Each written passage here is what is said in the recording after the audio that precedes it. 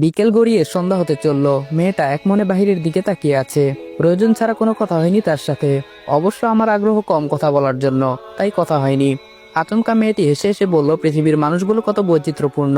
আমি তার কথার কোনো কর্ণপাত করলাম না, স্বাভাবিকভাবেই সামনের দিকে তাকিয়ে আছি। মেয়েটি বলল, আপনি দেখছি খুব অদ্ভুত। আমি বললাম, এখানে অদ্ভুতের কি আছে? মেয়েটি বলল, ভেবেছিলাম আপনার মনটা খুবই ভালো, কিন্তু আপনি যে একঘরে টাইপের কে জানতো। আমি বললাম, এক্সকিউজ মি, কি বলছেন? মেয়েটি বলল, আমি মানুষটা কালো হলেও সত্যি কথা বলতে কোনোদিন পিছু পা হই না। আমি বললাম, আমাকে একঘরে বললেন কেন? মেয়েটি বলল, একটা মানুষ পাশে বসে আছে, সে কি জীবিত আছে না মৃত সেটাই তো আপনি বলতে পারবেন না, আপনি এমন কেন? আমি বললাম, আমি এমনই। মেয়েটি বলল, আপনি কথায় কথায় এত রাগ দেখান কেন? মেয়েটার কথায় একটু ভরকে গেলাম। অপরিচিত মানুষের সাথে মেয়েরা এত আগ বাড়িয়ে কথা বলতে পারে, এটা আগে জানা ছিল না আমার। নিজেকে একটু শান্ত করে বললাম, আপনি কিন্তু। মেয়েটি বলল, আমি কি? আমি বললাম, কিছু না। মেয়েটি বলল, আমি খুব মিশুক স্বভাবের মানুষ, আমি চুপচাপ থাকতে পারি না বেশিক্ষণ। অবশ্য অপরিচিত মানুষের সাথে কথা বলি না, কিন্তু আপনার সাথে কথা বলতে কেন যেন ইন্টারেস্টিং লাগছে। আমি বললাম, আমার মাঝে সবাই বদমেজাজ খুঁজে পায়, আর আপনার ইন্টারেস্টিং লাগছে, কি অদ্ভুত। মেয়েটি বলল, শুনেন, একটা কথা বলি, আপনার মাঝে বদমেজাজ আছে সেটা মানছি, তবে আপনার মাঝে সুন্দর একটা মনও আছে। মেয়েটার কথা শুনে আমি রীতিমতো স্তব্ধ। এমন কথা কারো মুখ থেকে এই প্রথম শুনলাম। মেয়েটা কথাটা বলেই বাহিরের দিকে মুখ ফিরিয়ে মুচকি মুচকি হাসছে। অস্বীকার করব না, মেয়েটার গোছালো দাঁতগুলোর হাসিটা দেখার মতো। আমি একটু কড়া হয়ে বললাম, সুন্দর মন দেখলেন কোথায়? মেয়েটি বলল, এই যে।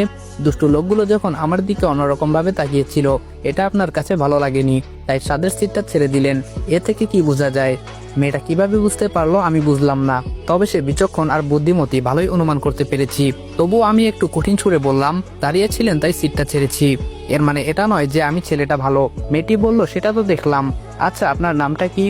আমি বললাম, মনে নেই। মেয়েটি বলল, ছেলেদের এত অ্যাটিটিউড ভালো না। আমি বললাম, কেন? মেয়েরাই শুধু ভাব দেখাতে পারবে, ছেলেরা পারবে না? মেয়েটি বলল, এই, আপনি রাগান্বিত হবেন না, আপনার এই রাগান্বিত মুখটা খুব ভয় করে। থেমে গিয়ে একটু শান্ত হলাম, চুপ করে অন্যদিকে তাকিয়ে আছি। মেয়েটা সত্যি সাদাসিধে, মানুষের সাথে মিশতে চায়, কিন্তু আমি তো তার বিপরীত। একদম কাছের মানুষ না হলে কারোর সাথে মিশি না, এবং কি আব্বুর সাথেও আমি কখনো ভালো করে কথা বলিনি। বাবা মা দুজনের প্রতি আছে আমার অগণিত ঘৃণা, তাদের জন্য আমি আর আমার বোন নিঃসঙ্গ হয়েছি। আজকে এতটা বছর তরিকে না দেখেই রয়েছি। অবশ্য বাবা এখন বেঁচে নেই, বাবার মৃত্যুটা আজও রহস্যজনক। প্রকৃতির নিয়মে মৃত্যু নাকি মার্ডার সেটা আজও কেউ স্পষ্ট জানে না। আমি ছিলাম নিউ ইয়র্কে, বাবা ছিলেন বাড়িতে একা, তাই কেউ এতটা গুরুত্ব দেয়নি। ভিসার জটিলতার কারণে আমি সেদিন বাবাকে দেখতে পারিনি। এলাকার অনেক মানুষের মুখে শুনেছি, যেদিন আব্বুর মৃত্যু হয় সেদিন সকালে নাকি আম্মুকে অনেকেই আমাদের বাড়ির আশেপাশে দেখেছে। আসসালামু আলাইকুম এভরিওয়ান। বাবার মৃত্যু গল্পের নেক্সট পার্ট ইউটিউবে আপলোড হয়ে যাবে আজকে সন্ধ্যা 7টায়। ইউটিউব চ্যানেলের লিঙ্ক টিকটক বায়োতে দেওয়া আছে। ইউটিউব চ্যানেলের নাম রিদওয়ান অলওয়েজ অন ফায়ার। ভাইয়ের চ্যানেলটা সাবস্ক্রাইব করে দিও। আর দেখা হচ্ছে নেক্সট ভিডিওতে। ততক্ষণ ভালো থাকবা, সুস্থ থাকবা। আল্লাহ হাফেজ।